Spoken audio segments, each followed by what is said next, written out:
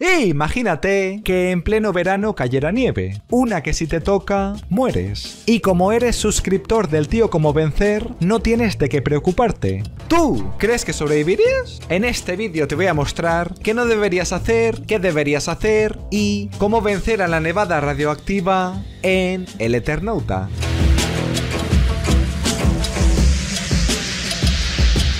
Esta es la historia de unos argentinos, Juan, Russo, su cuñado Omar, Lucas y el matrimonio de esta casa, Tano y Ana. Ahí los cuatro amigos juegan a las cartas, encargan una botella de whisky, beben y la pasan bien. Bien, hasta que la luz se va, los móviles se quedan sin batería, las linternas no funcionan, múltiples coches se chocan en la calle y quienes se encontraban en el exterior han muerto. Y es que hay una ceniza tóxica en el aire. Está nevando y es verano. Por eso comprueban que todas las ventanas están cerradas y ninguno puede salir de la casa. Ninguno menos Russo, que entra en shock y al intuir que su esposa ha fallecido, abre la puerta y se desploma en la nevada. Vale, nevada de las que los protagonistas teorizan su origen durante este episodio. Primero, piensan que ha sido causada por un gran incendio, pero no es coherente porque afecta a todo el mundo. Y segundo, creen que el responsable es un pulso electromagnético. De ahí que no funcione ningún aparato electrónico. Pero igual, estos cuentan con un alcance máximo, y ni siquiera sería posible llevarlo a cabo en una ciudad con unos 200 kilómetros cuadrados como es Buenos Aires, y mucho menos en un país como Argentina o en el mundo entero.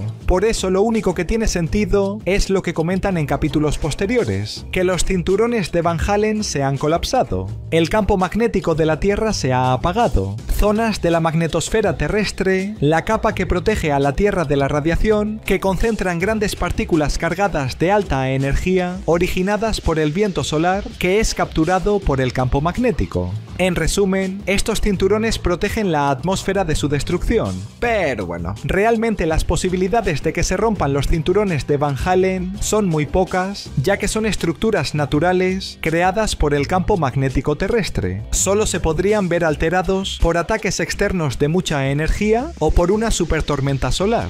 Y como esto último es prácticamente imposible, si este fenómeno ocurriera, me temo que solo tendría sentido que fuera causa de alienígenas. Pero por ahora sigo, porque tras la muerte de Russo, alguien golpea una puerta que conecta el sótano con el garaje. Es la chica del delivery que les trajo el whisky y se llama Ingrid. Estaba reparando su bicicleta y eso le ha salvado la vida. Igual que les salvará la vida a los protagonistas, que en casa Tano cuente con ropa impermeable, bolsas, cinta adhesiva y una máscara de gas. Así hacen un traje a Juan, que va a marcharse a casa de su ex esposa para comprobar que ella y su hija siguen vivas. Así cuando amanece, él sale por el garaje y camina por las nevadas calles de la ciudad. Y ahí encuentra cientos de cadáveres, de personas que estaban al aire libre y respiraron la nieve tóxica. Vale, como veis, si la nieve te toca te mueres. Por lo tanto, para salir a la calle, algo inevitable porque eventualmente se les acabará la comida y la bebida, hay que cubrirse todo el cuerpo. Hay que llevar puesto ropa para sobrevivir al mundo postapocalíptico de El Eternauta. De abajo a arriba, primero como zapatillas lo mejor son botas. Zapatos cómodos, que se ajustan a cualquier superficie, que son duraderos y sobre todo impermeables. Imprescindible para que no penetre la nieve.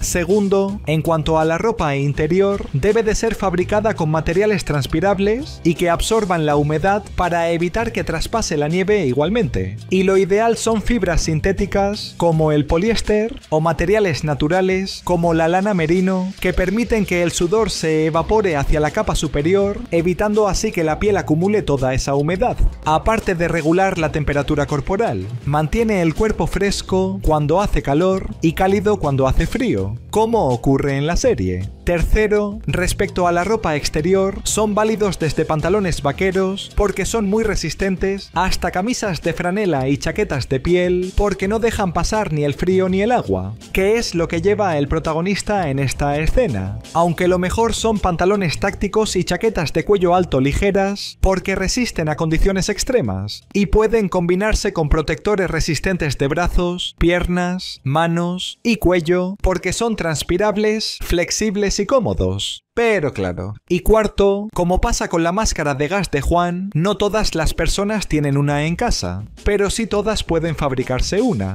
Y es que desde con una botella de plástico y cinta aislante, hasta con 2 yogures, algodón, vinagre y silicona para crear filtros caseros, se puede hacer máscaras de gas caseras que servirían en mayor o menor medida contra la nieve tóxica. Siga. En la casa, como Juan no vuelve, los protagonistas buscan formas de salir sin que la nieve los intoxique. Así descubren que la luz de la bicicleta con la que llegó Ingrid funciona cuando ninguna otra lo hace. Y es que se trata de una lámpara de filamento, una que le da la idea a Tano de conectar un tocadiscos a los bornes de una batería, porque lo viejo funciona. Vale, y esta frase la mencionan durante la serie en numerosas ocasiones, pero nunca detallan a qué se refieren. Simplemente aquellos artefactos que no dependen de circuitos sofisticados porque su mecánica directa los vuelve más confiable cuando todo lo moderno falla. Y como veis, solo he mostrado coches, que es lo que más necesitarán a lo largo de la serie. No arrancan los que están repletos de componentes electrónicos sensibles, sino los coches sin electrónica. O mejor dicho, los que tienen motor a carburador. Y en Argentina, como el 25,7% de los vehículos en circulación tienen más de 20 años de antigüedad y por lo tanto cumplen con estas características, esos son los que deberían buscar los protagonistas en las calles. Porque caminando por la ciudad, Juan llega al edificio donde vive su ex esposa, edificio que está abierto y donde los vecinos se han vuelto locos, todos menos Elena, que pensaba que Juan estaba con su hija y no, resulta que se fue a una juntada con compañeros del colegio en casa de una amiga, y me temo que deberán buscar esa dirección desconocida en la escuela. Pero lo que sí conocen las personas de esos apartamentos es que el protagonista viene del exterior y quieren robarle su traje y su máscara. Se están quedando sin agua y la tensión se palpa en el ambiente. Por eso cuando Juan y Elena salen de la casa, él agarra una pistola que le dio Tano y huye junto a su esposa. Los dos corren por las escaleras y se refugian en uno de los apartamentos. Hacen una barricada y ahí Elena busca ropa impermeable para poder sobrevivir en la calle. Así, con la máscara de Juan, la mujer salta por una ventana y escapa del edificio. Así, cuando los vecinos consiguen entrar a la casa, el protagonista rompe otra ventana, la nieve entra, todos se marchan y con una bolsa en la cabeza, Juan salta y respira en el exterior. Lo malo es que lo hace durante muy poco tiempo porque se desmaya. Lo bueno es que a los minutos se despierta en un vehículo. Sus amigos han encontrado uniformes y máscaras de bomberos y le han salvado la vida. Vale, recapitulemos, porque esta es la casa de Tano y este es el edificio de apartamentos donde vive Elena. Como veis, son 2 horas a pie, pero eso no era necesariamente malo para el protagonista, ya que durante ese trayecto hay un montón de ferreterías locales y tiendas de seguridad industrial, los establecimientos donde se pueden conseguir máscaras de gas desde modelos básicos hasta profesionales. Y como la intención de Juan era encontrar y llevarse a su ex esposa y a su hija, es lo primero que debería haber hecho. Así, al escapar de los vecinos,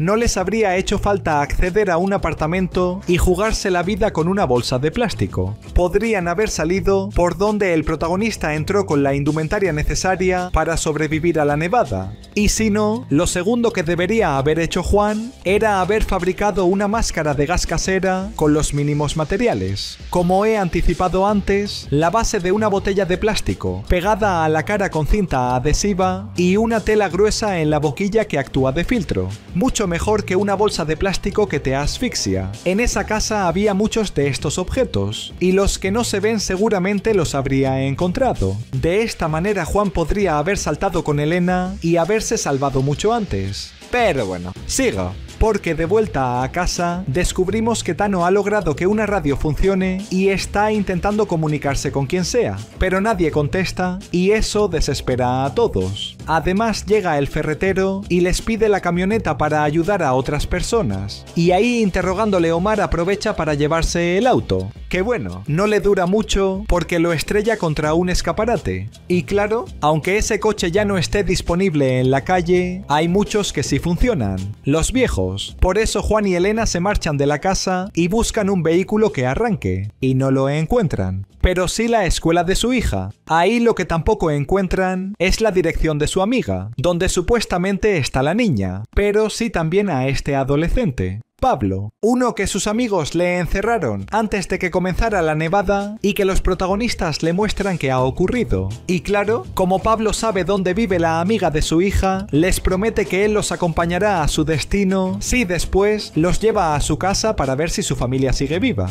Y no, aparte de mentirles para que vayan allí antes, me temo que todos los miembros familiares han muerto. Vale, de nuevo, estas son las ubicaciones de los protagonistas, el colegio y la casa de la familia de Pablo. Y como veis andando es una gran distancia, teniendo en cuenta que no era necesaria que la recorrieran. En el colegio, como conocían el nombre de la amiga de su hija, únicamente deberían haber continuado la búsqueda de documentos donde estuviera la dirección de su casa, en fichas de inscripción, listados de organización de visitas, transportes, etc. Especialmente en alguna copia del documento de identidad, donde aparece el domicilio de cualquier persona en Argentina, que, aunque en este país sea información protegida, según la ley 25.326 de protección de datos personales, nadie se lo podía impedir. Información que Pablo les promete que les revelará si después le llevan a su casa. Y como habéis visto, él les miente para que fueran allí primero, y segundo, nunca menciona esta dirección porque enferma.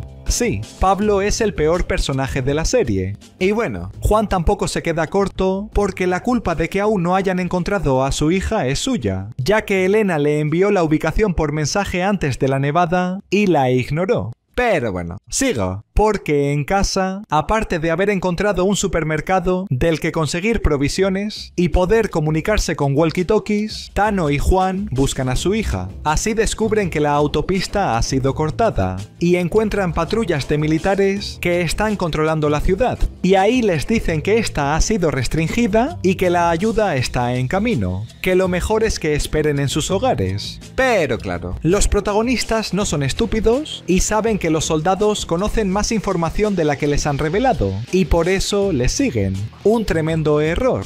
Porque cuando los militares los descubren, les disparan, no a ellos, sino a unos monstruos que aparecen y derriban su coche. Y menos mal, porque así se salvan de estas criaturas enormes con forma de escarabajo que se alimentan de humanos, los cascarudos. Lo bueno es que al salir de su escondite, Juan se arma con un fusil de uno de los soldados al que han matado, y así se esconden de los bichos. Lo malo es que Tano hace ruido y este monstruo aparece. ¡Pumba! El protagonista le dispara en la cabeza y lo mata, a este y a otro, pero no a las decenas que llegan a los segundos. Menos mal que unos desconocidos les guían hacia su salvación, hacia una iglesia donde subiendo unas escaleras los cascarudos no pueden alcanzarles. Vale. Y ahora hay que hablar de estos monstruos, seres de unos 3 metros de longitud que se parece físicamente a los cascarudos de la Tierra, una especie de coleóptero escarabeido, o mejor dicho, uno de los escarabajos rinoceronte, y por lo tanto su punto débil es el mismo, la nuca. Y esto no solo se debe a que es la parte que une sus cabezas con sus tórax, sino a que también, como descubren en los cómics en que se basa esta serie, ahí cuentan con receptores de ondas que penetran en la masa encefálica, y que así es como los controlan los alienígenas. Así, sin esas prolongaciones en el cuello, estas criaturas robóticas se vuelven inservibles, no pueden actuar por sí solos. Por eso, como se muestra en estas escenas, lo que deberían hacer los protagonistas cuando disparen es apuntar a dichos receptores, que están sujetos con púas a sus cuerpos. Eso, o atacarles con sus propias armas, los lanzarrayos, aparatos que lanzan una descarga eléctrica que pueden carbonizar lo que sea y que utilizan en los cómics tanto cascarudos como humanos, pero no en la serie cuando se trata de estas amalgamas de desechos. Literalmente, los protagonistas pasan por su lado, pero ignoran estas armas y se esconden en una iglesia.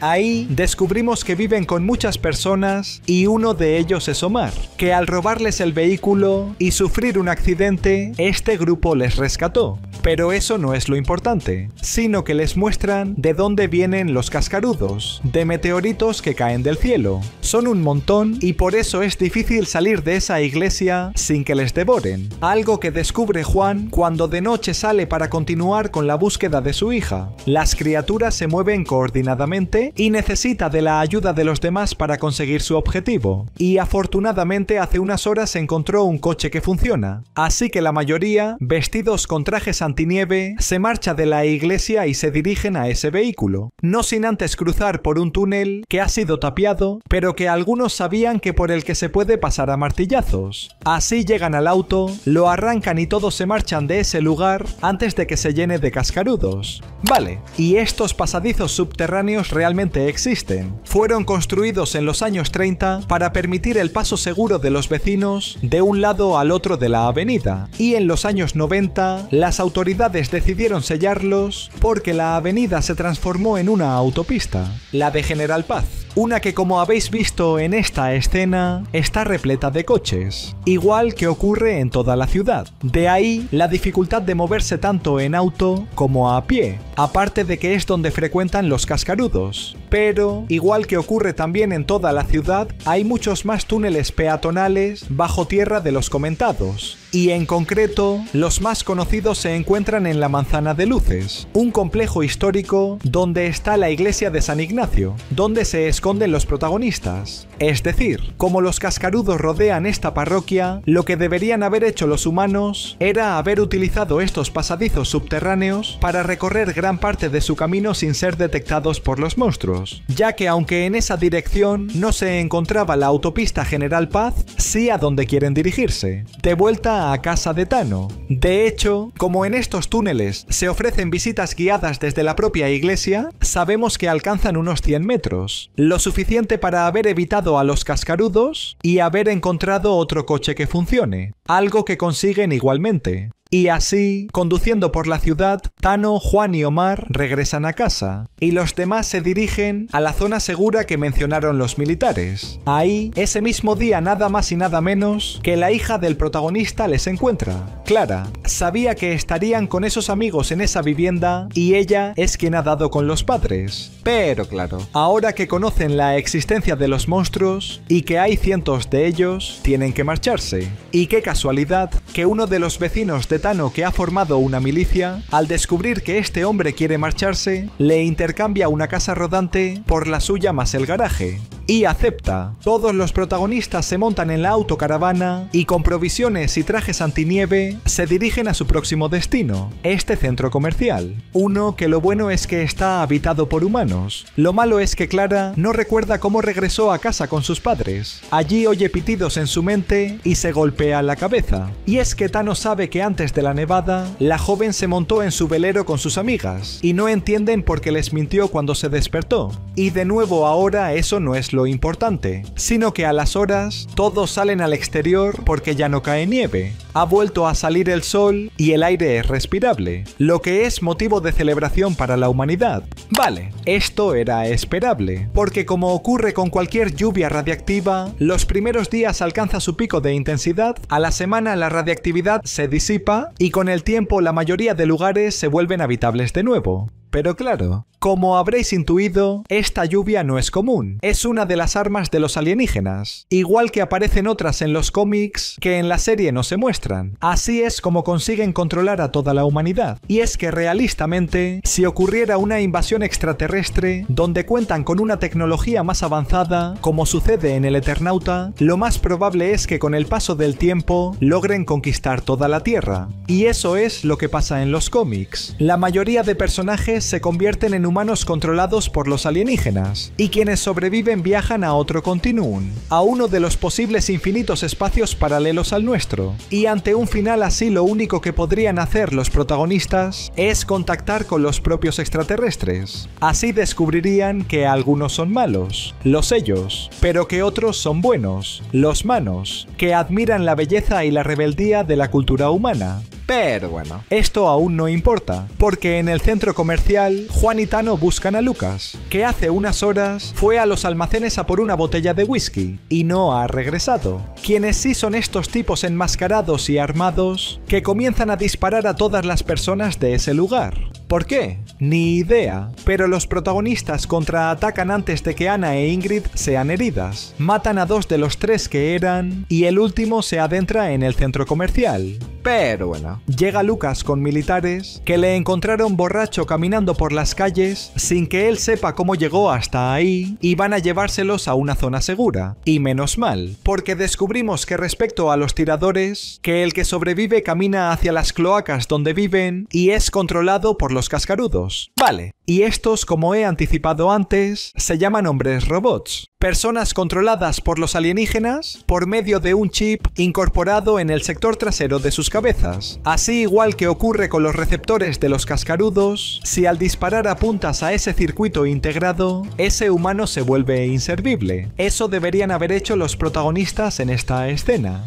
Eso, o atacar directamente al alienígena que maneja a estas personas a través de un teledirector. Que aunque como luego veréis, en la serie parecen seres invencibles, realmente en los cómics se muestra que pueden ser engañados con facilidad. Se muestra que si los protagonistas, o mejor, los militares que los han encontrado, dieran con los detectores que hay al lado de cualquier alienígena, al detenerlo, detendrían a los hombres robot y a los cascarudos que controla. Pero no, porque en la zona segura o Campo de Mayo, a Tano, por culpa de Lucas, le llama el líder de esa milicia para que use sus conocimientos como ingeniero electrónico y arregle esta radio. Y es que quieren enviar un mensaje a los supervivientes desde el centro de la ciudad, y acepta. Al día siguiente, junto a Juan, Lucas, Omar e Ingrid, se dirigen a una estación para montarse en este tren. Uno con el que derrumbarán la muralla de autos que han formado los cascarudos para poder acceder a la civilización. Así, cuando queda poco, la locomotora acelera, los pasajeros se agarran a lo que pueden y ¡pumba! Impacta contra decenas de vehículos y continúan en las vías. Así hasta que no se puede avanzar más y continúan su camino a pie. Transportan la radio y no tardan en enviar el mensaje para todo el pueblo argentino. Y tras esto, los protagonistas vislumbran luces azules en un campo de fútbol. Y es que, como he mencionado antes, los humanos pueden ser controlados por los cascarudos, como este grupo de militares donde enviaron a Ingrid y como a Lucas desde que se perdió fuera del centro comercial. Desde entonces lleva actuando de forma extraña, y al refugiarse en una casa y al jugar a las cartas con los demás protagonistas, él pierde, se enfada, agarra un cuchillo y se lo clava a Omar. Asustado, Lucas sale corriendo y Juan le persigue. Lo encuentra mirando hacia las luces azules y a punto de arrojarse por un precipicio. Y sí, cuando llega Tano lo hace. Y entre esa muerte y que los humanos controlados por las criaturas llegan a ese edificio, los protagonistas y un militar saben que deben de marcharse. Huyen, vuelven al tren y allí se reencuentran con el maquinista, que arranca la locomotora y escapan. Pero por poco tiempo. A mitad de camino se bajan Juan y el maquinista porque quieren investigar sobre las luces azules del campo de fútbol. Así descubren que muchas personas están siendo controladas por los cascarudos y que les están enseñando a disparar para ser lo más eficientes posible. Están creando un ejército de humanos para combatir la humanidad. Y todo esto el protagonista ya lo había vivido. Durante estos días ha tenido múltiples visiones y le han llevado hasta esa escena, hasta el verdadero enemigo, el que maneja a personas y a cascarudos. Y, cascarudamente, esta serie ha sido vencida. Esto ha sido El Eternauta. Seguro que ya sabes cómo vencer a la nieve radioactiva. Si has llegado hasta aquí, dale like, suscríbete y ponme recomendaciones en los comentarios. En el próximo vídeo más, pero no mejor, porque eso es imposible. ¡Venga!